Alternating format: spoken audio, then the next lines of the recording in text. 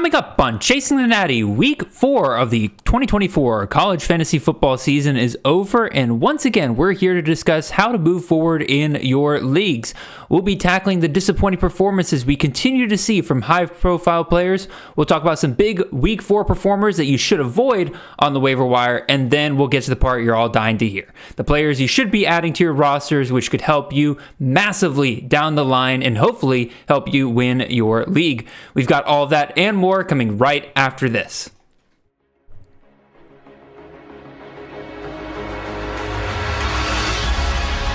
Look at Jinty go, breaks the tackle, he's 10, he's touchdown!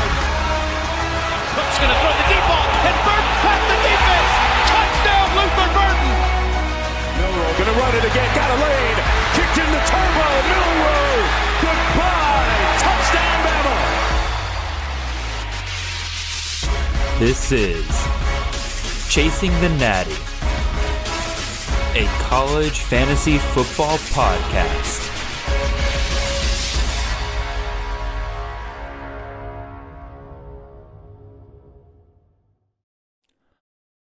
All right, welcome in everyone. This is Jared Palmgren, host of the Chasing the Natty podcast. I hope you guys are having a wonderful ride to your work on this Monday morning. We are the College Fantasy Football Podcast on the Campus of Canton Podcast Network. You can find us on all of your podcast feeds and on YouTube every Monday and Wednesday morning during the season, 6 a.m. sharp. If you want to support the great work we're doing here, head on over to campuscanton.com, subscribe there with any of our tiers. We have content ranging on all sorts of college football games, whether it's CFF, Devy, C2C, College IDP, College DFS. Really, if you play it, then we've got content, whether that's tools, rankings, pretty much everything you need to succeed. If you want to get in touch for whatever reason, you can find me and the show on Twitter. I'm at CFF_Jared. The show is at Chasing the Natty. And if you appreciate the good work that we're doing here, you guys out there can do your part and help us out by making sure, if you're on the YouTube side of things, liking, commenting, and subscribing to the YouTube. And then also, if you're listening to this on the podcast side of things, just make sure you're following the pod and make sure you leave a 5-star review wherever you can. Obviously, the written ones on the Apple podcast are golden. Those help us out a ton. Not only helping us out, but you're also helping the CFF community at large by putting us on the map in so many other different ways. So, with all that being said, appreciate you guys tuning in here. We are through week 4 of the... Here I am already choking up on myself early on in this show. My apologies, everyone there. We are already basically a third of the way through the college fantasy football season already. I don't know about you guys, but like it's been super wild. Teams that I have been nailing up until this point just all of a sudden completely flattened out last week, partially because of, bye weeks really starting to take hold, but also at the same time, just like it feels hard this year to really find those truly consistent players week to week. Like obviously you got guys like John Mateer who've been just golden every single week. RJ Harvey, whenever he's playing, right? Amari Hampton has been solid except for the one game where he got injured and they took him out early. But even more so, like, again, there's just so many players that it feels like they're great one week and we knew they're going to be great, but then all of a sudden the next week it's complete poo. It's just been kind of hard this year to really especially wide receivers, man. I don't know about y'all, but like for me, like wide receivers, it feels harder to nail that position down more this year than any other year. Obviously, again, got guys like Nick Nash, right, who's just, oh my God, just the amount of targets that man's gotten over the last couple of weeks have been insane. But I don't know, that's just where I'm at with it. Even still, you guys don't want to hear all my rambling about all that kind of stuff. You guys are here to hear the recap of week 4. Obviously, a very fun week overall. My dogs were on bye, so I really just got to sit back and enjoy football as God intended. And I had myself a really good time. I put a tweet out yesterday that I really don't like. Obviously, I know it's not one person, but like the people who set up the schedule for yesterday or not yesterday for the time you're listening to this, but this past weekend, whoever set up the schedule sucks because man, it was like a snooze fest during the noon window. There just weren't a lot of competitive games, and then all of a sudden 3:30 comes around, and I can watch a lot of games at once. I couldn't keep up with every game that I wanted to watch. I had to cut some, and obviously I'm speaking from a place of privilege there, being able to have that many games on at once, but regardless, like, the fact is, like, I have a pretty solid attention span. I couldn't keep up with everything going on during that window. And then obviously late night, things kind of calmed down a lot. Really, Oklahoma, Tennessee was the only game that I was like really watching in the late night slate. Basically, too many great games in the 3:30 slate, and I'm hoping they get more spread out in the weeks to come, because man, I was sad that I couldn't keep an eye on all of those at once. All that being said, again, you guys know the drill here by this point. We have 3 segments in this recap and waiver wire show. We'll be discussing our freakout list. You'll be talking about some guys that, haven't performed super well at this point in the season. All 4 of the guys we're talking about right now were guys that are drafted decently highly in drafts. We got 3 quarterbacks that we'll be discussing there today, and 1 running back, a big running back that we'll be discussing there. But as we kind of get into weeks 5, 6, and really onwards, you'll notice the freakout list is going to include some guys that have performed, well early on in the season, but now maybe once they get into conference play, things aren't looking so hot, and we'll get to all of that. After that, we got, of course, my weekly waiver wire traps. Once again, I'll be bringing you guys 5 different players that performed really well this past week that I think you should avoid on the waiver wire. And then, of course, we'll get into the actual waiver wire pickups. But I'm going to go ahead and tell you guys this right now.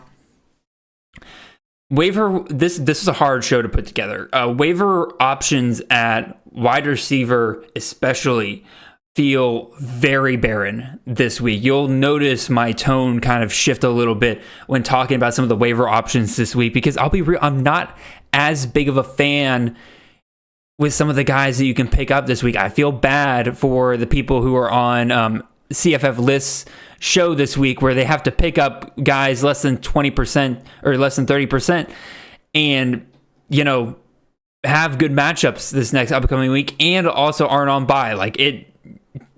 To me, wide receivers is very barren. I know that I actually talked to the duo from List earlier, and they were saying that they actually think running back's pretty barren. I think there's a couple of solid guys at the top that you can go get, but I would also agree that really the only great position, in my opinion, that if you're struggling at quarterback right now, there's actually a lot of good options for you to go and take a look at this week, versus running back and wide receiver. The last couple of weeks have been great. Now things have really kind of gotten barren. Maybe things kind of shift back next week, but right now, I feel bad if you're a team struggling with wide receiver or running back, because I don't think there's really a ton of great options out there. And at running back, especially, if there are great options, they're already 20% owned. Some of the guys we'll talk about here are already 30% owned. We will kind of go above that threshold a little bit today with some of the guys. So there's not even a guarantee that those guys are super available in your league. So that's enough yapping for me. Let's actually get into this. Let's go ahead and move on over to our freakout scale for this week. Once again, quick rundown. Basically a 1 to 10 scale, and 1 is start with confidence. There's no way I would take him out of my lineup. 3, you're looking at monitoring closely. If your team's just loaded, you probably take them out just in case. 5 is looking for a backup plan. The way I interpret that is whatever player we're talking about, you're actively targeting another member of that same position on the waiver wire that week, right? 8 is bench them now. No way you can start them, but probably not cuttable. There's still a path for them to rebound going forward. And then 10, you're dropping. They're not worth really hanging around with at this point. So let's start here with our number 1 player on the freakout list this week, which, by the way, once again, shout out to our NIL tier over at campusofcanton.com's Discord. They are always pivotal in helping me pick out which players that the masses want me to talk about when it comes to this segment. So number 1 requested player by a good margin, Ollie Gordon, running back out of Oklahoma State. If you drafted in your leagues, this man was most likely number 1 or number 2 off your board, and there's no other way to really say it. He has not returned that value so far this year. The one time we really saw it was against South Dakota State in week 1, 28 carries, 126 yards, 3 touchdowns, 3 catches, 20 yards. He looked like Ollie Gordon of old. We were ready to rock and roll. And then the last 3 weeks have happened. He has not broken 50 yards rushing in each of the last 3 weeks. He got 17 carries he got 19 touches against Oklahoma State. He got 18 touches versus Tulsa. And this past week, he only got 14 touches versus Utah. And very clearly, something's up here. That sounds so obvious, but like, there's no way, in my opinion, that you are feeling good about what Ollie Gordon has been able to do. He has scored single digits twice in each of the last 2 weeks. And quite frankly, I understand people's vices here. Right? Like you invested a top 2 pick overall in this man. You thought he was going to pick up right where he left off last year, and that was just being an absolute monster. He was the RB1 in CFF last year, right? If GNT didn't get hurt, he'd probably be RB2. But regardless, he is not looking good. And it's not just a matter of, lack of volume, right? Yeah, like I obviously said, he got 14 touches this past week against Utah, but I'm not going to hammer that too much on him, given the fact that, again, Utah's a good defense. They were playing from behind. It makes sense why Oklahoma State would go out of their way to pass the ball a little bit more, not hand the ball off to Ollie Gordon. But the weeks prior, to me, are the more concerning ones. Again, 17 carries versus Arkansas, only 2.9 yards per carry. Against Tulsa, 2.4 yards per rush. My personal theory is that Ollie Gordon is hurt, and he is playing hurt. And frankly, I think it would just be better if they rested him moving forward. I think that what maybe Mike Gundy is probably thinking is that if he announces that Ollie Gordon's hurt and he is out, that there's nobody else in that backfield that they really trust like they do with Ollie Gordon. There's nobody in that backfield that really puts the fear in defenses like Ollie Gordon. So they keep putting him out there in order to take some pressure off the passing game, which has looked really, really good. Part of Oklahoma State's success so far is the fact that so many teams are afraid of Ollie Gordon that they stack the box. And Alan Bowman has gone out there with the likes of, Dejon Stribling, Brennan Presley, and Rashad Owens, and they've been carving up defense after defense. Even this past week against Utah, they ended up losing the game, but the entire second half, that passing game was actually working out really, really well for them. So Gundy doesn't want to take Ollie Gordon out. I personally have him at a 6. I think you have to look for a backup running back plan in case things really don't get better here at Oklahoma State for Ollie Gordon. But here's why I'm not freaking out as much as, say, like Chris K. Chris K's got him at an 8. I understand the idea that, bench him now. I am going to be very curious to see what Ollie Gordon looks like after Oklahoma State's bye week in the coming weeks. I think that will tell us a ton about Gordon's success the rest of the way. If he comes out of that bye week and he starts looking like Ollie Gordon of old, it'll 100% have been he was banged up and they were putting him out there when he probably should be resting. But, with a bye week, he will get that week-long rest that he probably needs to in that way. And so I got him at a 6. Nate's got him at a 5. Chris K's got him at an 8. I think you absolutely still got to hold on to him. Again, you invested too much in him, and the path is still there for him to bounce back here. But I think that Gordon, for sure, go ahead and try to target a running back off the waiver wire this week. As I mentioned before, there's not a ton of great options, but I think just having a backup plan in case makes a lot of sense. Next one up here is Jackson Arnold, the quarterback out of Oklahoma. Good Christ.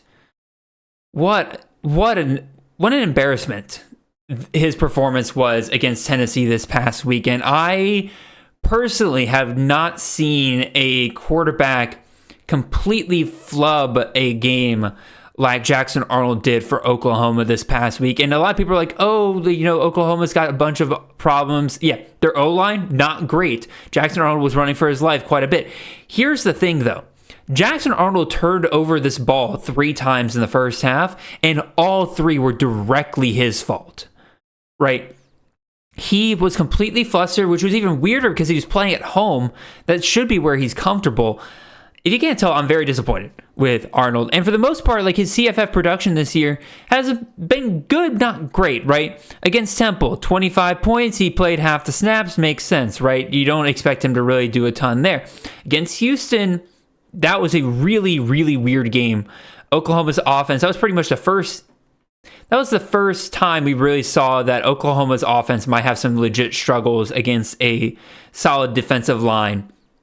They go up against Tulane, 32 points for Arnold in that game. You're feeling a little bit better. And then this past week, literally 0.06 points for Arnold. Given the fact that he threw for 54 yards, negative 27 or negative 21 rushing yards, and he was benched.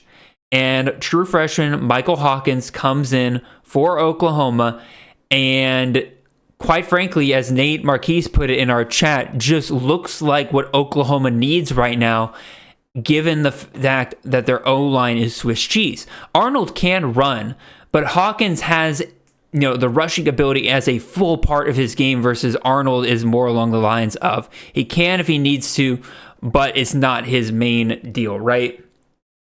We've seen that a little bit. Again, he had 97 rushing yards versus Tulane, so he can run if he needs to, but this past week just wasn't it. Not when he had that many defenders in his face. I've got him at a 9. Kay and Nate are both at 10s. There's no official announcement that Hawkins will be starting for Oklahoma going forward. And that's the only reason why I have him at a 9. Versus if Arnold comes back, there's no way I can trust him moving forward with his offense. Things are only going to get harder in the SEC moving forward. Again, Tennessee, don't get me wrong, obviously one of the better defenses in college football right now. Their defensive line is completely legit. But at the same time, right, you get Auburn. You're going to have the likes of Alabama down the road. You're going to have more teams than that. It's not going to get any easier for Arnold. And for me, I'm still willing to hold on to him with rosters, especially dynasty or keeper leagues. I'm willing to hold on to him. But I don't know. Again, it's just that performance against Tennessee was literally one of the most disheartening things I've seen in a quarterback in a long time. And so I'm personally just out on Arnold for right now until he proves me otherwise. Next up, quarterback Avery Johnson out of Kansas State. I've got him at an 8 on the Freakout scale. Nate Marquise has him at a 7. Chris K's got him at a 9. Very, very similar deal to Jackson Arnold in the fact that, this is a staff that pushed out their veteran quarterback, with Oklahoma. Obviously, Dylan Gabriel got pushed out. With Kansas State here, Will Howard got pushed out, and Avery Johnson comes in. And given what we saw last year, there was a lot of hype, obviously, for Avery Johnson. This is a guy that was being drafted in, round 4 or 5 of leagues because of his rushing upside. And if he just got that Will Howard role that we had last year, things would look really, really solid for him. And it's just not fully been there. And I don't even really blame Johnson that much, although he hasn't really done himself too many favors. This offensive staff, for whatever reason, just isn't drawing up plays to make Johnson successful. And I'm also, I'm going to go ahead and I'll go ahead and bring up the other quarterback here that I'll be discussing as Kyron Drones, quarterback of Virginia Tech, because these guys are basically in the same pot right now. Both drafted around the same range in drafts right now. A lot of hype for them. Drones specifically had himself a really solid finish to last year that told us that if he just continued what he was doing, he'd easily finish as the top 24 quarterback. And both of these guys have just been stuck with offensive staffs whose game plan has just not been to their strengths, right? They're trying to turn him into passing quarterbacks. Johnson didn't even really get a ton of design runs in the game against BYU last night until the second half. And bada bing, wow, shocker. The offense looked a lot better when you actually allowed Avery Johnson to run. And I would say that would be clear to the offensive staff moving forward. Okay, maybe Johnson bounces back from here. But they showed after he ran for 110 yards against Arizona that they still tried to go with him not running against BYU for whatever reason. I don't know what the staff's doing. I don't know what Virginia Tech staff's doing with Drones. He's been a disappointment. He has finished with less than 25 points in 3 out of his 4 matchups so far. He's starting to run a little bit more as things have gotten around here, but he didn't score a touchdown against Rutgers, which, not the easiest defense in the world to get around, but he's got some tough matchups coming up against Miami. He's got Clemson on the schedule coming up. Boston College looks like a pretty solid defensive team right now. I'm not trusting either one of these guys. I'm benching both of them right now because, as I will point out here, once we get into some of the players that you can pick up out with the waiver wire, there's just so many other guys right now that I think are more consistent for you week to week for CFF. And I would rather trust any of those guys over Drones and Johnson right now. So, for those of you also wondering, Drones is a 9 for Nate and K. And then Johnson is a 9 for K, a 7 for Nate. I think I already mentioned Johnson's scores as well. I got him as an 8 for both. Again, in addition to all the numbers that I brought up, both of them just don't look good. Like, if you watch their games, like the decision making, it doesn't really speak to a quarterback that's going to turn it around here anytime soon. So that's our freakout scale for the week. Let's go ahead and move on to some waiver wire traps for this week. As always, we got 5 names up on the board here. Try to get a good mix of quarterbacks, running backs, wide receivers, people that performed extremely well this past week that you're probably wondering, is this something that we can, go and grab off the waiver wire? And here to tell you, no, absolutely not. So let's get rehydrated there and let's go ahead and move on to our first post week 4 waiver trap of the week, and that is quarterback Evan Simon, quarterback out of Temple. I'll be real, y'all.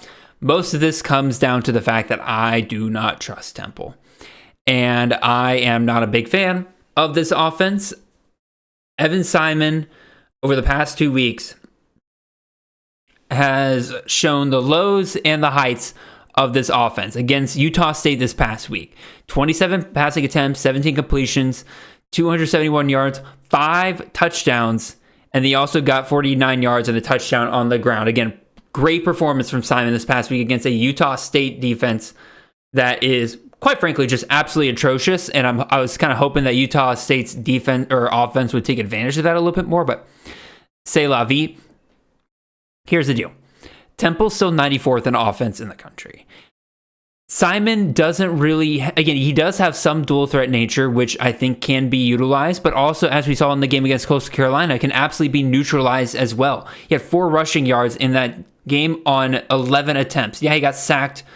He got sacked 2 times for 13 yards, but even still, that leads him at 2 yards a carry? It's not exactly an explosive runner for the Owls here. So they're 94th in offense. Coastal Carolina was 81st in defense, and that's the game where he finished with less than 16 fantasy points. And like I mentioned, Utah State, they were 120th in defense. Yeah, Simon looked really good against one of the bottom 15 defenses in the country up until this point. You look at Temple's upcoming schedule. They got Army, which is 18th in the country in total defense. UConn's 98th. That's kind of a coin flip as to whether or not Simon could do well in that game. Tulsa, 90th. East Carolina, 83rd. Again, some of these, this schedule sounds like a dream to most teams, right? Again, UConn, 98th. Tulsa, 90th. East Carolina, 83rd in defense. Tulane, 75th. FAU, 89th in defense. UTSA, 110th. North Texas, 115th. That would be a beautiful end-of-year schedule for almost any team, except for teams like Temple that struggle to produce offense in general and have struggled with consistency mightily the last couple of years. I don't trust a Temple quarterback. We'll get to his top wide receiver here a little bit later, but as of now, I'm not trusting Evan Simon moving forward. Running back Daniel Carter out of Pitt is our next guy up here. One of the surprises of the weekend was Desmond Reed, running back out of Pitt, who's had a monster season so far, suddenly out versus Youngstown State. There's been no official reason given. My theory is, again, maybe Reed was banged up. You're facing Youngstown State. You know you're going to slaughter them, which Pitt did, 73-17, and, sit him out. No real reason to rush him back out there. And so for this game, Daniel Carter comes in as the backup running back, and he basically has a Reed-like performance. 109 yards, 2 touchdowns, a catch for 13 yards and a touchdown. That sounds great.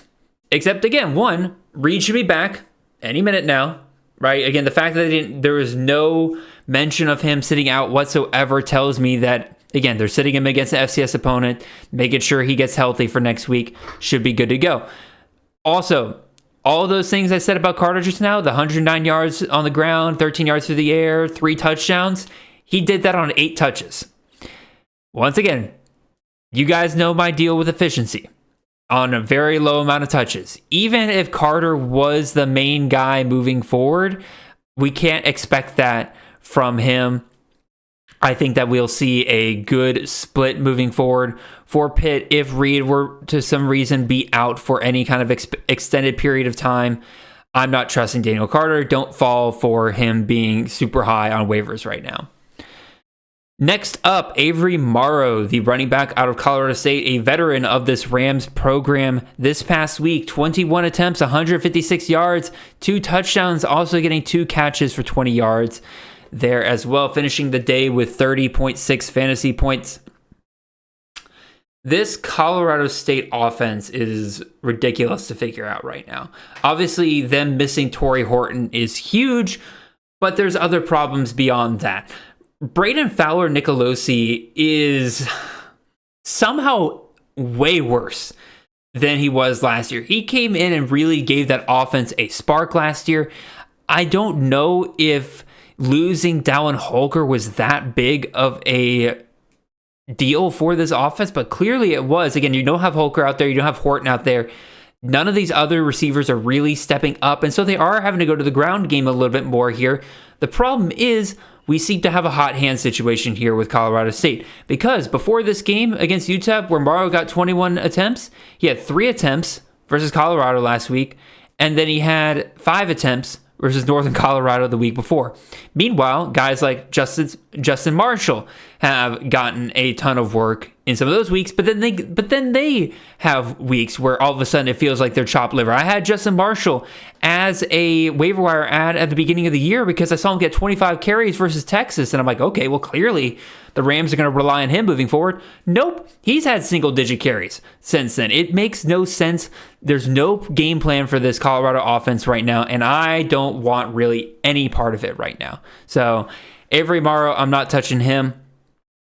Reese Smith, wide receiver out of Liberty, had himself a monster game this past week. 80 yards on 6 catches and 3 touchdowns from... 3 touchdowns passed from Caden Salter. For those of you who've been waiting for a decent Caden Salter performance, he finally got one of those this past week. Still not to the ceiling we really want him to be, but, that's a different topic for a different day. Reese Smith, on the other hand here, again, you're going to look at him, you're going to see, wow, he got 29 fantasy points this past week, 3 touchdowns, 80 yards, 6 catches. That looks pretty good to me, Jared. And again, we know we love those outside wide receivers at Liberty.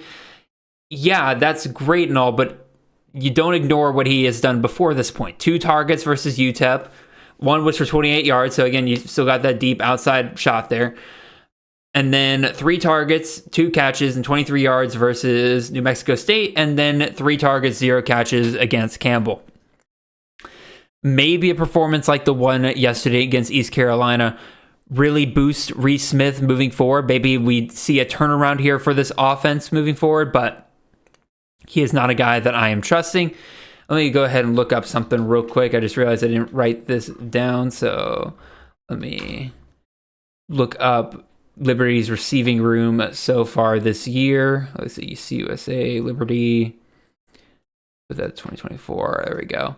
Yeah, Reese Smith is currently also 3rd in targets on this team. Now, granted, he isn't that far behind the likes of Tyson Mobley. He's got 2 more touchdowns, obviously, than 2 touchdowns. Interesting, because Fantrax says he has 3 touchdowns. Whoop, maybe there's a stat correction coming in there.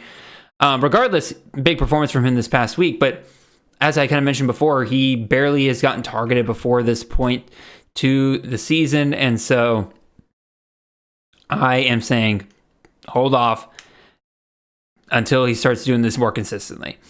Last wide receiver that we will be discussing here is Mr. Kenny Odom, wide receiver out of UTEP. I'm already kind of just squeamish about recommending UTEP players at this point. That does include my boy Javon Jackson. He has really struggled in this transition up to the group of five compared to the likes of, other FCS programs and their offenses translating to the COSA. Scotty Walden's offense really hasn't gotten kicked into high gear just yet. And Odom had himself a really nice day yesterday against Colorado State in a game that they lost, where he scored the only 2 touchdowns on the day for the Miners, 13 targets, 7 receptions, 128 yards. There are certainly things to like here with Odom, right? He does on the team have the highest yards per reception at 20.6. He's obviously getting a lot of high value targets here. His ADOT is the highest among the team. He's got really solid yards after catch. He's currently leading the team in yards after catch per reception at 12.2, which is really great. Obviously, his yards per route run is the highest on the team at 2.78. There are things to look at here and say, like, okay, maybe he gets more involved as time goes on. But for right now, as of right now, he's third on the team in targets. He is a good ways behind Cam Thomas and Jaden Smith in terms of pass snaps. Trey Goodman, who has less targets than him, has more pass snaps as well. Until things like that start to change, I'm telling you, hold off on Kenny Odom. I could 100% see Odom being a waiver wire ad down the line, but I think that in terms of somebody to grab right now, one, I'm pretty sure they're on bye this week, but also two, I think that this stinks of solid performance, explosive performance here, not something you can rely on week to week moving forward. So those are my waiver wire traps of the week. Again, just recapping: Evan Simon, a quarterback for Temple; Daniel Carter, running back out of Pitt; Avery Morrow, the running back out of Colorado State; Reese Smith, wide receiver out of Liberty; and then Kenny Odom, the wide receiver out of UTEP. All that being said, let's move on to our actual waiver wire ads of the week. We'll start with quarterbacks. As I mentioned before, quarterbacks, if you are struggling at quarterback, you're feeling good this week for waiver wire ads. There are quite a few guys here that I would feel extremely comfortable adding onto my rosters if I am looking for that additional help at the position. Once we get into running backs and wide receivers, you'll see my tone shift quite a bit there. So we'll start with our first guy here after I get myself a sip of water. And let's get moving on through here. So first guy up here is Mr. Blake Horvath, quarterback out of Navy. This past week, 9 for 12, 192 yards, 2 touchdowns, 12 rushing attempts for 211 yards and 4 touchdowns. Rostered on 7% of rosters. If you guys have followed me for a long time, you know there's one thing I'm really not a fan of doing, and that is recommending triple option pieces. It just because of the way that the offense runs, it's very rare when you see a guy that you can consistently rely on week to week, because the whole purpose of the offense is that you don't know who's going to get the ball on any given play. And so when we do get guys like this who are being consistent week to week, it is something to note. But again, I still feel hesitant because a few times I have been bold enough to try to recommend guys, especially in preseason. Looking at you, John Lee Eldridge and Dylan Carson, I have been absolutely burned before. So, like I said, you can imagine that every fiber of my being is telling me not to recommend Blake Horvath, a triple option quarterback, but to ignore what he's done so far would just be CFF malpractice. This guy's a true out of nowhere CFF breakout. He was drafted in 0% of leagues. I don't blame CFF players for avoiding him. Like, Navy's not been an offense that people want to invest in the last couple of years. 2023 is an absolute mess. They had 3 different quarterbacks getting run at various points. And if you combined all three of those quarterbacks' production into one player, you're still looking at QB 90-ish at best for CFF last year. So there wasn't really any kind of indication of like, well, if only one guy got all this stuff, then, that'd be a guy that could, finish in the top 20 of CFF. Well, Horvath's here, and he is looking really, really, really solid over the last few weeks. He is showing a nuclear option that I don't think we really even saw coming with the midshipmen this coming year. They completely torched Memphis this past week, 56-44. Against Temple, Horvath dropped 112 yards passing and a touchdown through the air. He had 122 yards and 3 touchdowns on the ground. So a really solid performance there. And I was skeptical because I'm like, okay, yeah, these guys have pretty, blow up weeks sometimes because of the triple option, there's a chance for them to hit 3 touchdowns, which, makes them a semi-fun option in like a best ball format. But consistent week to week is, hard to come by. But then he goes and follows it up with what he did against Memphis this past week, where he, it can only be described as nuclear. He finished the day with 192 passing yards, which 192 passing yards is like borderline illegal for a triple option quarterback. And then he got 2 touchdowns through the air, plus a whopping 211 yards and 4 touchdowns on the ground. Now, granted, again, you guys know me. There's some high efficiency there that I don't think we can expect every single week.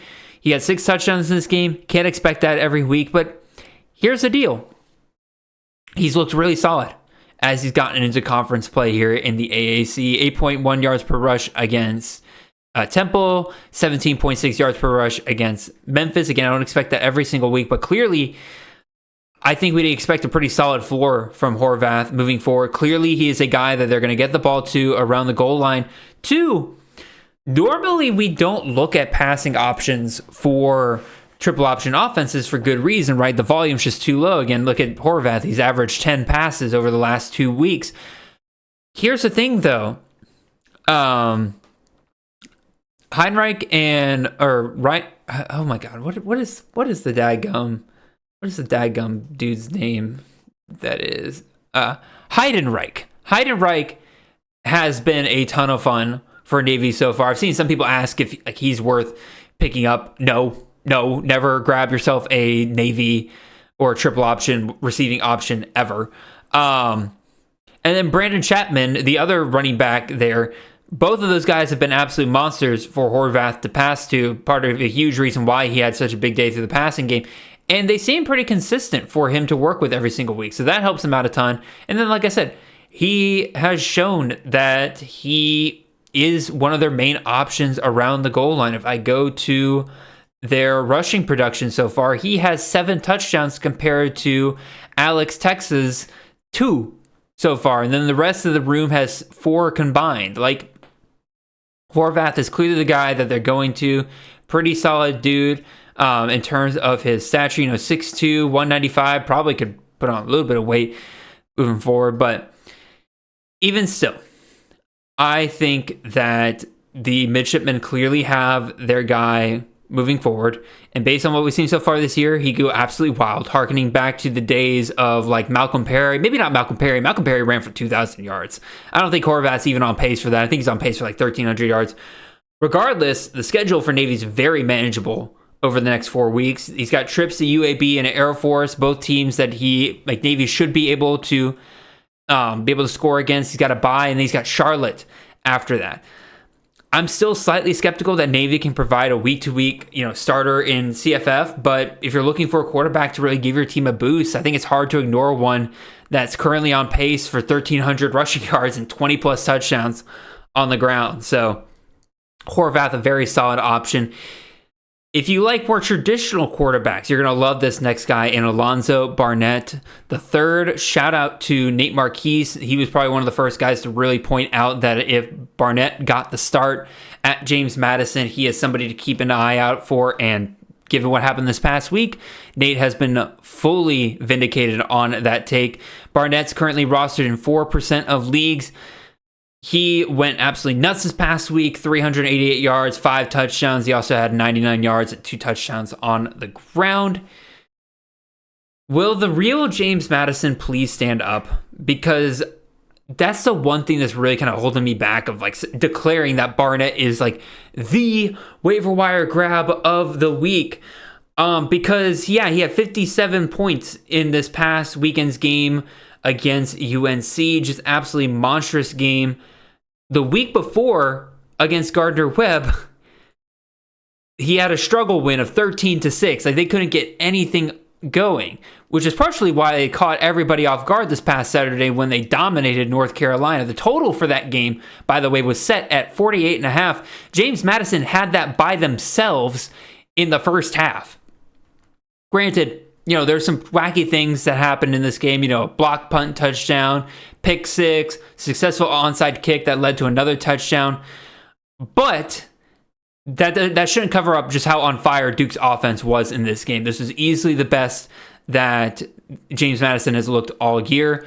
Like I said, Barnett put on a show, threw the ball 34 times, 388 yards, 5 touchdowns, 99 yards with 2 touchdowns on the ground. I think much of it can be attributed to the Tar Heel defense completely being overwhelmed and flabbergasted. But here's the thing. This is a skill set and usage that makes him a very extremely useful CFF asset moving forward, so long as his offense remains consistent week to week. If you ignore that Gardner-Webb game, which I'm praying to God is an outlier, because seriously, what the hell was that game? I see a quarterback that has rushed for 80-plus yards in each of his 2 starts.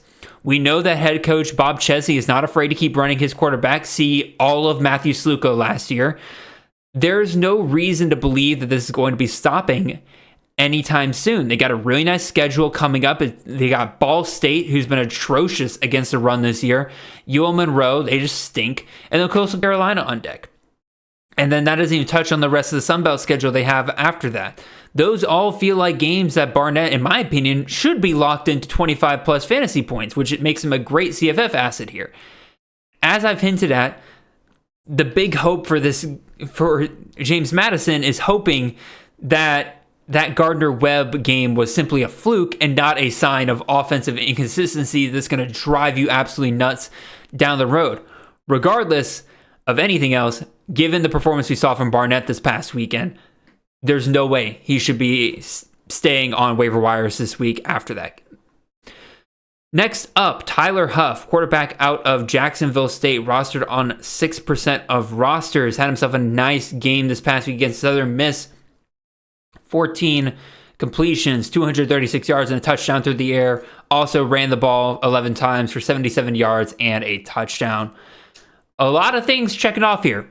Dual threat quarterback? Check. Rich Rodriguez? Check. Plays in Conference USA? Check. Sign me the hell up on Tyler Huff. Again, shout out to JD Yonke on this one. This is a guy that I know that he has been interested in for a while. He's really just been interested in this offense in general as a buy low opportunity all offseason, and is clearly paying off here now.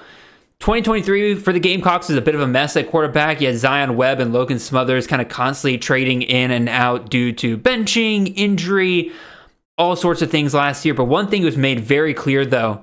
Rich Rodriguez loves himself a dual threat quarterback option in his offense. Last year, Webb and Smothers combined for over 1,000 yards on the ground. Now, Rodriguez seems to have found himself some stability at quarterback in former Presbyterian starter and transfer Tyler Huff. Tyler Huff has been very consistent the last few weeks. He saw 70-plus rushing yards in each of his last 3 matchups. Even better, that consistency has shown well against different opponents of various difficulties, right? Including a very tough on-the-road game against Louisville, where he was still able to put up over 100 yards rushing and a touchdown in that game. As the Gamecocks start to play against Group of 5 competition here, I really do think Huff is going to have found himself a really nice groove moving forward in both the passing and the rushing game. So again, the first week against Coastal Carolina, threw for 173 yards and a touchdown, 2 interceptions, first start. That's fine. Against Louisville, I'm not going to expect too much out of him there. He threw for 160 yards. Lots of G5 opponents or G5 quarterbacks throw for less than 200 yards against Power 4 opponents. What is nice for me to see is that he had 300-plus yards against Eastern Michigan and 236-plus yards against Southern Miss this past week, and that wasn't even Huff playing full time against Southern Miss, and them switching to a run first offense there as soon as that game really got out of hand. Jacksonville State's next 3 opponents are once again a CFF dream. Kennesaw, they got a bye this week, so obviously that sucks. But then Kennesaw State, New Mexico State, teams that are just abysmal right now against G5 competition. MTSU, could be interesting, but we saw already right with Western Kentucky that they're not immune to a shootout, and Tyler Huff in a shootout sounds like an absolute dream there. If that stretch for a consistent dual threat quarterback doesn't excite you as a CFF player, I'm really not sure what else will. I think Huff's a great ad off of waiver wires right now for teams struggling at quarterback. He should provide you some consistency moving forward. Next up, Emmett Brown out of San Jose State, rostered in 12% of rosters. A great performance this past week against Wazoo. 54 passing attempts, 375 yards, and 4 touchdowns through the air. Also added a touchdown on the ground. I think it's safe to say that Craig Stutzman being hired as the offensive coordinator for the Spartans has been a very solid success so far for San Jose State. They're currently number 47, the number 47 offense in the country in total offense per game. They're averaging 406 yards per game here. Running game definitely still needs some work. Good Lord, I have no clue what to do with Floyd Chalk in my leagues right now. I benched him last week, and of course that means he goes off for almost 100 yards and 2 touchdowns. But what hasn't been inconsistent is this passing game. They are currently number 8 in the country in passing offense. They're averaging 330 yards per game, and Emmett Brown is right there at the center of it. He has had 32 plus passing attempts in every single game. He has had 260 plus in every single game, and really the only game that he wasn't super great in was the Air Force game, and that's fully expected given, Air Force, a triple option team, limits possessions there. If you take that game away, he's had 34 plus pass attempts in each of his games. He's hit 298 plus passing yards in each of those games, 3 plus touchdowns in each of those games. He's not a runner, which definitely caps his upside compared to some of the other guys that we've been talking about here today. But the consistency here is so great, and the schedule is just going to get better. Again, you're going into the Mountain West. His next 3 opponents, he has a bye this week, but then you get Nevada, you get Colorado State, you get Wyoming. If you give Emmett Brown in this offense, 35 plus pass attempts against each of those defenses, and you have Nick Nash there basically carrying the team for you, I'm not going to complain about it one bit whatsoever. I think that Brown is easily one of the more consistent passing quarterbacks moving forward. I love what the Spartans have done so far with this team, and I'm excited to see what they do moving forward. Last quarterback that I want to touch on here is Mr. Marcel Reed, the quarterback out of Texas A&M, rostered on 9% of leagues. This past week against Bowling Green, 29 attempts, 173 yards, and 2 touchdowns. He also had 12 rush attempts on the ground for 91 yards. Didn't find the end zone on the ground. Obvious to me, it's a little concerning that, he only got 24 fantasy points against, the likes of Bowling Green at home. That should have been a very, very easy game for Texas A&M. I'm not sure why they struggled there. But even still, what I do see out of Reed is some pretty solid consistency over the last 2 weeks, right? Against Florida, 178 yards, 2 touchdowns, also had 83 yards and a touchdown on the ground. Reed really fits Colin Klein's offense very, very well. Much better, in my opinion, than Connor Weigman. He reminds me a ton of the likes of Will Howard, Adrian Martinez, Skylar Thompson. He's not the best passer in the world, but man, can he run. And Colin Klein is not afraid to put in a ton of designed QB runs into his offensive game plan. The other part about Reed compared to Weigman, because Weigman technically can run too. One, very similar to Jackson Arnold and Michael Hawkins. Yeah, Weigman can run. It's not part of his game. It's not a major part of his game. Reed, absolutely running is a major part of his game, and Klein is C2 fit in order to make sure that that happens. The other part is Reed's not coming off of injury. There is nothing really, there's no how do I put this? Basically, when Weigman came back with injury, there was, always that dark cloud hanging over his head of could not be very good because of that injury, may never come back from that. Reed doesn't have that risk factor kind of baked in here, right? He's healthy. He's looking solid for A&M so far. I really like the way that A&M schedule comes off here in the next couple of weeks, right? They got games against Arkansas. That's a manageable game. Missouri, yeah, that's tough. That's a tough defensive matchup. I'm not gonna lie there, but they do get them at home, so I fully expect A&M to be able to put up some points at home there. They get Mississippi State after that, 109th in the country. LSU 68th. It's a bit of a rivalry game. I can expect Reed to put up some points there.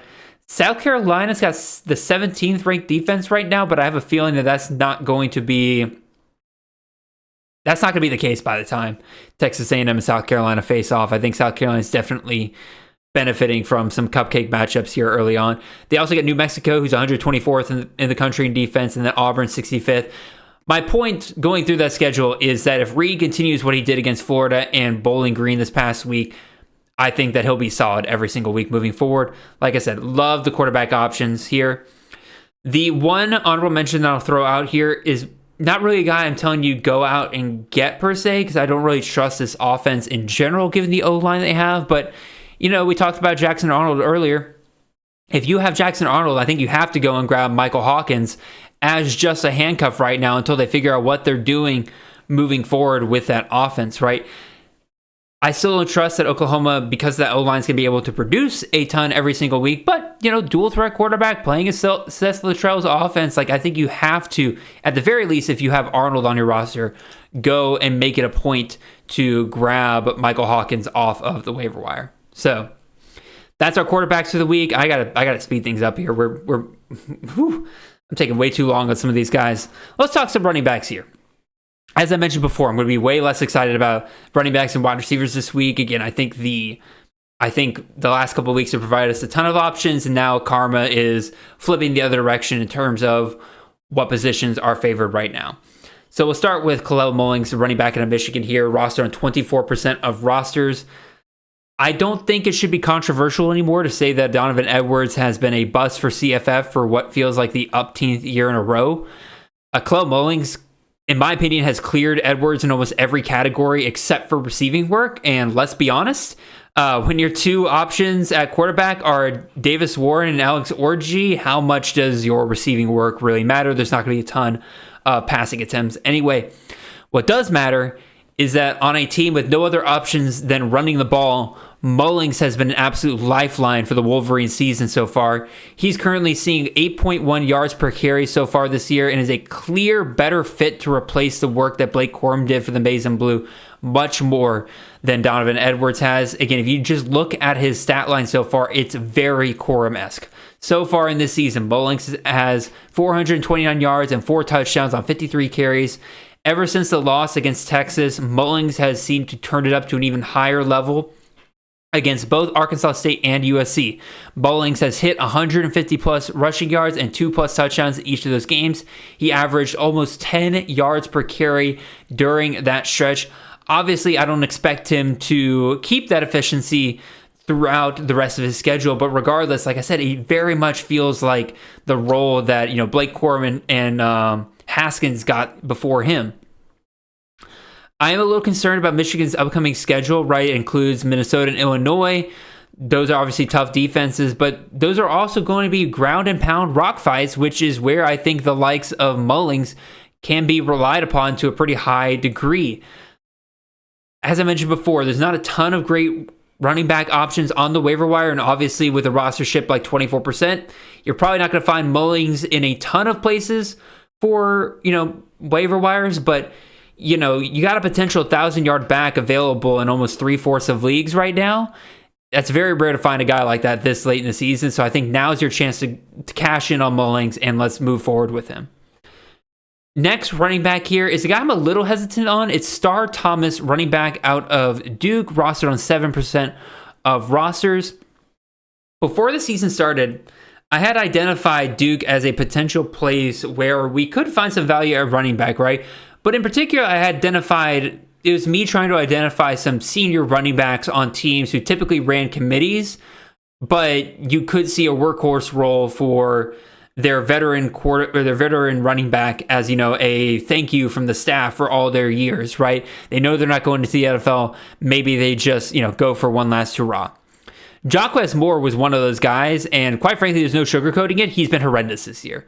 He's only averaging 2.7 yards per carry. He has a long run of 8 yards through 3 games so far. Again, he's just not an explosive guy at all.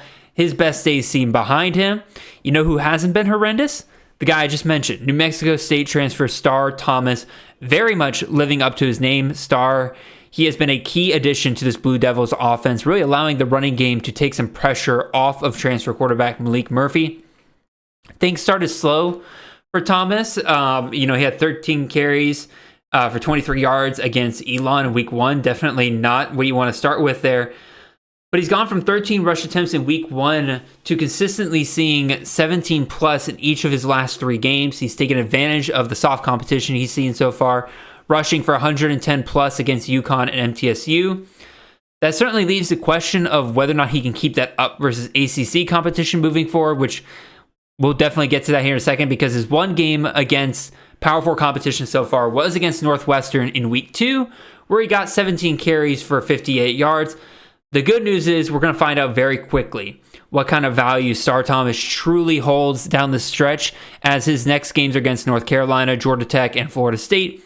If he performs well and consistent during that stretch, right, especially against North Carolina and Georgia Tech, I think Thomas could be huge down the stretch, especially when his playoff schedule has NC State, Virginia Tech, and Wake Forest, all 3 defenses that Duke can absolutely take advantage of. I think that Thomas, given the lack of options at running back elsewhere on the waiver wire, I think he's absolutely worth grabbing, stashing for a week, see what he does against North Carolina this week, and let's go from there. Third running back I want to discuss here is Rahul Fon, the running back out of Utah State, rostered on 8% of rosters this past week. 27 carries, 148 yards, and a touchdown. Obviously, that volume, that production, all great to see. But when we think about Blake Anderson's system for CFF, we never really connected to running backs. Obviously, Anderson's no longer with the Aggies, but very clearly this staff is trying to keep his system going as best as possible, even if it is more inefficient than it has been in previous years. Obviously the mastermind behind the offense not calling plays anymore. But hopefully with some stability at quarterback, with Spencer Petras coming back, the Aggies offense will continue to improve as the season goes along. And with the passing game especially sorting itself out, one thing I would love to see is Rahul Fon really benefit from this offense getting up and going. Fon has been a huge part of keeping them on track the last couple of weeks. He stepped up in a big way. Utah State took a huge loss this offseason when their leading returning running back, Davin Booth, entered the transfer portal, now at Mississippi State doing basically nothing. The Aggies were still set at running back for the most part. You had Fon, you had Robert Biggs. Everybody was pretty much expecting them to split the workload between those two, while the offense remained centered on the pass. Obviously, as I mentioned before, injury at quarterback has delayed the passing game development, and even more beneficial to Fon, unfortunately, Robert Briggs went down with an injury in week 1. Since that time, Fon has been the clear workhorse in the backfield, especially once they got through their matchup against USC there. He's gone from 10.5 carries a game in the first 2 weeks to 23 carries a game in the last 2. Fon has put up 115 plus yards in both of his recent competitions. And if he keeps up this performance, I think it's hard to see how he loses this role, even in Briggs' return. We also know the staff is not afraid of a workhorse. One only has to go back to 2022 when Calvin Tyler Jr. got himself 253 carries and 122 yards. As with any running backs in this system, I think the main issue for Fon will be touchdown opportunities. We know for a fact that this system loves to feed the quarterbacks with passing touchdown opportunities. Even Tyler, who, like I said, got 1,251 scrimmage yards, only finished the season with 8 touchdowns. Fison's so far following a similar pattern with only 1 touchdown on 406 scrimmage yards. Maybe that balances out. Usually I'm a big fan of touchdown regression in cases like that. Problem is we've seen that pattern before with this offense, and so I'm a little skeptical of Fison's touchdown ability moving forward, but for right now, I think he's a great add off of waiver wires, especially if this passing game continues to be slow to develop. Next, up. Running back Fluff Bothwell out of South Alabama roster on 33% of rosters. Again, this is where I'm cheating a little bit this week because I don't think there's really a ton of sub 30% guys. But there's a couple of guys that are just above that I think are worth mentioning either again or mentioning and saying like they should be clearly above 33%. Bothwell has done really solid the last couple of weeks as a true freshman for South Alabama. This past week, 14 carries, 116 yards, and 2 touchdowns on the ground. Not any receiving work. He had 1 target, but didn't pull it in. Yes, this volume is not how I normally like it, right? He's averaging 19.7 touches a game so far. It's increasing a little bit, but obviously, it's still not, to that 20 plus touches a game. Here's the deal, though. This is one of the few times that I'm going to rely on talent. To me, it is so abundantly clear that Bothwell, as a true freshman, is the best running back on this team. He currently outcarries Kentrell Bullock, who is the secondary back right now for the Jaguars, 37-30 so far. Bothwell is averaging 9.7 yards per carry compared to Bullock's 6.8 yards per carry. We're seeing him get more and more opportunities each week. Again, the past 3 weeks, he's had 70 plus yards. He's had a touchdown in every single game so far. I only think it's a matter of time before Bothwell becomes the featured back for the Jaguars. This past week, he was the first back out there for Appalachian State. He got himself the first couple of drives. He's the only back out there. It wasn't until a little bit later that Bullock came in to spell him. Like I said, I really think it's only a matter of time before Bothwell becomes the main guy. Obviously, don't start him against LSU this upcoming week. I don't think that's going to be good for anybody. But then they go into full Sun Belt there. Arkansas State, Troy, 2 defenses that I think Bothwell will do absolutely well against. I like the future of Bothwell quite a bit, and I think he's worth picking up in leagues. Last running back I'm going to mention here, not somebody I've mentioned before as an official play, but I'm kind of shocked that he's still only rostered in 38% of leagues, and that's Nate Noel, the running back out of Missouri. I'll call it wrong. I had the wrong running back out of Mizzou ranked too highly. I had Marcus Carroll. I didn't have him super highly ranked. I think I have him somewhere in the 40s or 50s because I knew for a fact that there was a possibility that neither Noel or Carroll would become the main guy, or there's a possibility, especially if we got close to the season, that Noel overtakes him. And guess what? That's exactly what has happened here. And Noel is clearly the main back for Missouri. I'm honestly shocked that the heir apparent to Cody Schrader here is sitting on waivers in 62% of leagues. This isn't still week 2, y'all. When we are all looking at his production and we saw, 11, 12 carries versus Murray State and Buffalo. Once Missouri started facing real Power 4 competition, got into some close games there where they're not blanking their opponent, it's so clear that Noel is, Kirby Moore's RB1 here. He had 22 carries for 121 yards against Boston College. He had 24 carries for 199 yards against Vanderbilt last week. The only issue right now is the fact that Noel has not found the end zone in the last 2 games. Guess what? That's going to rectify itself when you have a guy getting 22 carries every single game, averaging over 5 yards per carry in each of his last 3 games. He's going to be fine. He's going to hit some home runs. I'm shocked that he's still available in a ton of leagues. If you are lucky enough for him to still be available in your league, go grab him right now. All right, let's move on to wide receivers. I only got 4 of these guys this week because I put out a tweet earlier where, guys, I don't love any of these wide receiver options this week. Personally, I would say if you are in a league where you're looking for wide receivers, right?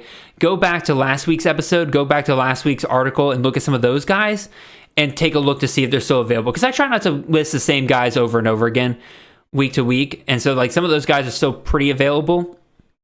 So I would go double check those guys first, really before any of these guys that I'll be discussing here. So the first wide receiver here I want to discuss is Luke Grimm, wide receiver out of Kansas, rostered in 26% of leagues. Last season, the target split between Kansas' top 3 receivers was almost dead even between Lawrence Arnold, Quentin Skinner, and Luke Grimm. All 3 of those guys returned for 2024, so myself and really a lot of people didn't really expect things to be much different. However, through 4 games so far this season, Grimm seems to be pulling away in targets. He's got 34 so far. You're averaging 8+ every single game, while Arnold and Skinner have kind of fallen behind at 21 and 18 respectively. They are pretty much getting exactly what they got last year, while Grimm is kind of pulling away, and he's actually on pace for close to 100 targets on the year, which is something that I really like to see in wide receivers here. So what's going on? My theory is that Kansas loses Mason Fairchild, who was their leading tight end last year. And to me, that's opened the door for Kansas to be more reliant on Grimm over the middle, as the likes of Trevor Cardell and Jerry Casey are certainly downgrades compared to what they had in Fairchild. Skinner and Arnold are, getting the same opportunities on the outside. Meanwhile, Grimm is basically absorbing a ton of the opportunities that would have gone to Fairchild last year, and that's letting him kind of push out forward here. So that's enough of my theories and everything about why this is happening. What does this mean for Grimm CFF prospects moving forward? I think Grimm, as much as I don't think he is talented enough to really be a guy that I would want to rely on week to week, I think he's somebody that you can look at and say, okay, solid floor here because of the targets every single week, right? The game against UNLV was weird. Again, only 3 catches for 6 yards. Not sure what happened in that game. But otherwise, he's been very consistent for the Jayhawks. 8+ targets in all 4 games. 2 of them, he's hit 100+ yards from scrimmage and a touchdown in each of those games. This past week was actually interesting because he was getting a lot of carries as well. He had 3 carries for 55 yards and a touchdown. Obviously, one of those was on a trick play that basically they had hours to draw up for that game. I think that if you're in a PPR league, that Grimm is interesting, again, because of those target numbers. I am worried that Kansas' offense still has a lot to figure out under new offensive coordinator Jeff Grimes, and so I think I'm worried about their offensive stagnation hurting Grimm at times. But considering their upcoming schedules against the likes of TCU, Arizona State, Houston, all of those games provide opportunities for offensive showcases, so I think that'll be a huge opportunity for Grimm to be penciled in for at least a touchdown in each of those games, because clearly Kansas likes making sure that they can find the end zone for Grimm. So, moving on to our next guy here is Dante Wright, wide receiver out of Temple. Yes, everyone, I did label Dante Wright as a waiver wire trap a few weeks ago, and I won't say that I was wrong to be skeptical at the time, but Wright has gone and proven me wrong. And he's showing that he has the scenario where he is the best player on a bad team, and that is his legitimate path to CFF production week in and week out moving forward. He has hit, after hitting 100 yards only once in all of 2023, which was a major reason why I decided I didn't want to trust him this year. Wright is now on his straight 3rd game of 99+ receiving yards and a touchdown in each of those competitions. 2 out of the last 3 weeks, he has seen 10+ targets. I don't love the fact that he only got 4 targets versus Utah State this past week, but the game was a blowout. He did what he was supposed to with those limited opportunities, including a 91-yard touchdown. The good news for Temple is that while I still think they're a bad team overall, their upcoming schedule at least allows for some scoring opportunities. Again, their next 3 games are Army, UConn, Tulsa. We went through it. Again, I still don't fully trust Temple's offense because again, they're bad. They're bad offense in general against bottom 30, bottom 40 in the country here. But Wright has shown that he can make lemonade out of some lemons here. And I think there's no reason why Wright can't have similar performances in those upcoming games compared to what he's done in the last 3. Again, I don't trust Simon, the quarterback, but I think I can trust Wright moving forward. So I'll leave some crow there, and we'll move on. Next guy up here is Isaiah Neyor, wide receiver out of Nebraska, rostered on 27% of rosters. If you can't tell, This is what I'm talking about when I really feel like these options at receiver are drying up quickly here. Typically, I would not be suggesting a receiver that only has 23 targets through 4 games guy that's averaging less than 5 targets per game here. But I'm playing the hand I'm dealt with the receivers I could find so far. As Dylan Raiola settles into the starting quarterback job at Nebraska, he's still developing chemistry with his top receiving options, and I think objectively, there's not been a better connection on this team than the one that he has with Nayor. Nayor has been their deep threat option going back to his days at Wyoming. I think now that he's finally healthy again, he's proving to be just that for Raiola. So far in 2024, Nayor has an average depth of target of 16, which is super solid. Easily the highest among the starting receivers for Nebraska. This helps him get an excellent average of 17.3 yards per catch. Currently leads the Cornhusker receivers with 277 yards and 4 touchdowns through 4 games. Clearly, him and Raiola really have a nice connection on the boundary there. Again, I don't love it with the fact that his target share is not much higher than that of fellow outside wide receiver Jamal Banks. But to me, it's pretty clear to everyone, including Raiola and that Nebraska staff, that this offense gets more out of their opportunities they give to Nayor compared to Banks. So I would expect personally to see Nayor's opportunities per game to rise. Again, like I said, he's averaging about 5 targets per game right now. I think that he'll improve that as the season goes along. He'll become a potential go-to receiver for one of the best young quarterbacks in the game. I think it also helps in Nebraska's upcoming schedule. It's actually pretty manageable. They got Purdue, they get Rutgers, they get Indiana. I think all of those are games that are pretty manageable for Nayor to perform in going forward. Last wide receiver I will discuss here is Aaron Singleton, the wide receiver out of Eastern Michigan, rostered on 2% of league so far. There's nothing spectacular about what Singleton's done so far, but it is another one of these cases where, 1, don't love a lot of the options this week, and then 2, there's a really nice floor here with Singleton. In every game that has not been against Washington, he has been very, very consistent week to week.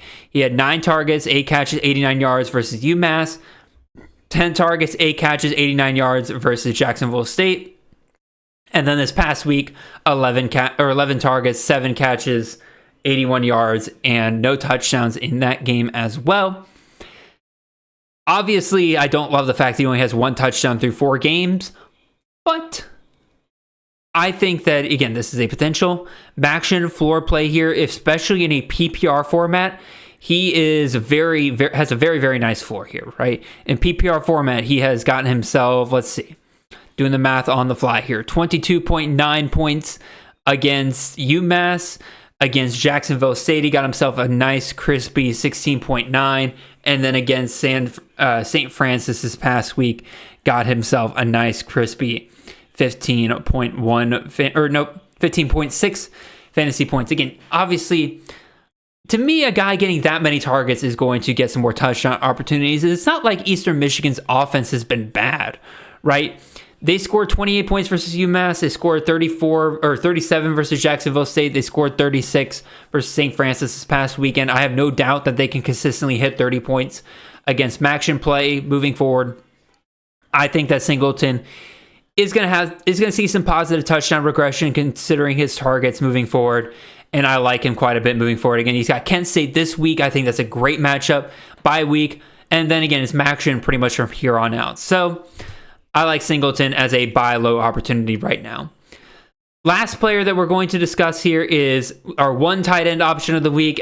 Just like last week, y'all, there's not really great options. Once again, Tanner Koziel is going off every single week for Ball State right now. I'll eat some crow with Chris K and some other guys that I was kind of skeptical of how well he would do. He's been nothing but a monster since Ball State's gotten started this year, so good on him. My 1 option is another MAC tight end for this week, and that is Anthony Torres out of Toledo, rostered on 6% of rosters. Like I said, y'all, there's the top tight ends for this year I think are pretty set in stone, and they're mostly already rostered for the most part. We actually did a really good job as CFF analysts identifying some of the top guys this year. 4 tight ends, and really, if you didn't get one of those guys, you're kind of scrounging around for some guys here. Torres is interesting, right? Because if you can't get a guy with heavy volume, right? I mean, Torres has gotten 5 targets at max in each of his games so far. And if you can't get a guy who is, going to give you production, Torres, looking at here, he hasn't hit 40 yards in a single game. You might as well go for the guy that's going to get touchdowns, right? And we've seen Torres get 4 touchdowns so far this year. Clearly, he is a red zone threat for this Toledo offense moving forward. I think that, again, if you can't get any of the other guys, you might as well go for a guy that's going to get you a solid 6 points whenever Toledo's down near the red zone, a guy they're clearly targeting. This is about as good as you're going to get on the waiver wire right now. So that's all I got for Anthony Torres. And then last but not least, I'll give you guys some DST streaming options for this week. I will be real, there are not a lot of great options for DST streaming if that is what you're looking for this week. There is really just some bad luck when it comes to some of these matchups, because I at first was looking at, some low rostered solid defenses so far this year, and guess what? They all got matchups against really potent offenses so far. And then I'm like, okay, maybe I'll go look at some of these, like FCS or G5 versus Power 4 competition, Power 4 competition matchups. Well, our best shots there are the likes of NC State, who has been horrendous so far, Wake Forest, whose defense has been horrendous so far, Troy versus UL Monroe. Troy's defense hasn't been super solid so far. And then FAU versus Wagner. FAU's defense has been an absolute disaster so far. And so, I can't even really take advantage of that. So what I did take advantage of is I went and looked at which offenses have been performing the worst so far this year. And funnily enough, that leads me straight to probably the DST matchup of the week, and that is Air Force versus Wyoming. Both of these teams are bottom 10 in total offense for the year so far. There's no official over-under on this game yet. I have to imagine we're looking at something in the 30s here. I think that this is a game where you can try to take advantage of things a little bit here. Ohio is the other DST, or one of the other DSTs I'm looking at here. Akron's offense is another one that's been an absolute disaster this year. Ohio's defense has actually been decently solid for a MAC team so far, and so I don't love it, but given my lack of other options, I'll go there.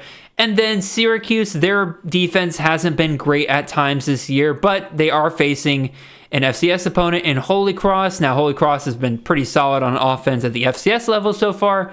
So I think that Syracuse is definitely if all these other waiver wire DSTs are taken from you, at least play the Power 4 versus FCS matchup and then just cross your fingers. Hopefully Syracuse can maybe get a defensive touchdown in there somewhere. So, all right. With all that being said, I appreciate you guys for listening. Sorry, we kind of went through things pretty quickly, but one, I've been working on this all day and I really wanted to kind of get through this, but also two, like I said, there's not really a ton of options outside of the quarterbacks that I really love. And I kind of hope that came through, and I'm really hoping that we can have some better options for you guys going into next week. So with all that being said, we have come to the end of our show. Appreciate all of you guys for listening. If you have not already, quick reminder, leave a like, comment, and subscribe. If you're on the YouTube side of things, if you're on the podcast side of things, make sure you follow the show, leave a 5-star review wherever you can. That helps us out, and it helps the CFF community at large whenever you guys do that, because it gets us in front of more eyeballs. Make sure you guys check out the rest of the Campus to Canton Podcast Network for shows ranging on pretty much anything you can think of related to the college fantasy games. We'll see you guys back here on Wednesday when we take a look at week 5 of the college fantasy season. Already, bye weeks are starting to heat up, and we're going to have to take a look at some guys that are probably going to be some pretty solid starts that'll help you get through those bye weeks. So, until then, really appreciate you guys, and I hope you guys have a wonderful and blessed week. See y'all.